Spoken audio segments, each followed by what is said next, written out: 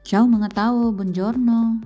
For today's video, dahil kasama ako sa list ng mga overseas absentee votees, halika samahan niyo ako mag-enroll para sa kauna-unahang online overseas voting. So ayun na nga, just type www.comelec.gov.ph.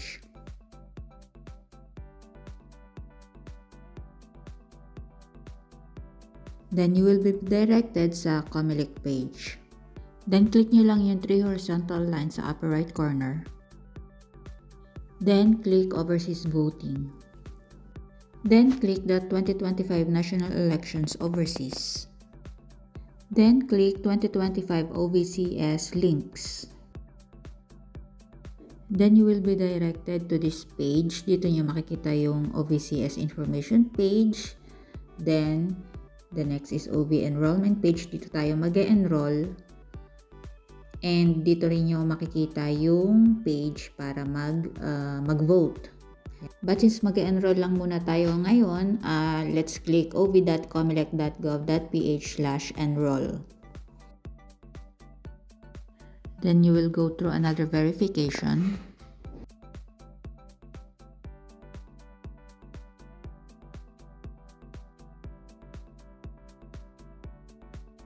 Then dito, start na natin fill up yung form. Click nyo yung valid ID drop-down list. Makikita nyo yung mga IDs na available na pwede nyo gamitin. Philippine passport, Seaman's book, PhilSys ID, IBP, or driver's license. In my case, I'm using my Philippine passport. Then, magkikreate kayo ng password at least 8 characters para gagamitin ninyo pag nag-login kayo.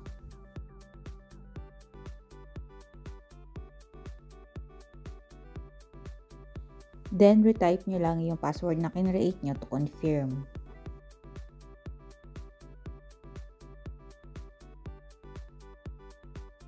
Then, ilagay nyo lang yung inyong email na gagamitin. Yan din yung gagamitin yung username kapag ka nag-login kayo. Then, select the embassy kung saan nakalist yung iyong pangalan.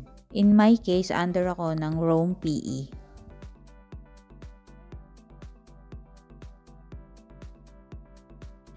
Then, select the country.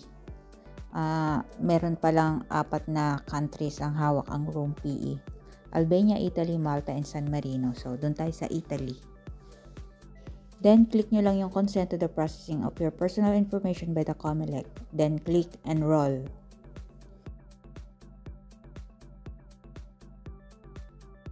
Then, dito naman sa page na to, dito nyo na i-upload yung picture ng passport ninyo at saka yung selfie.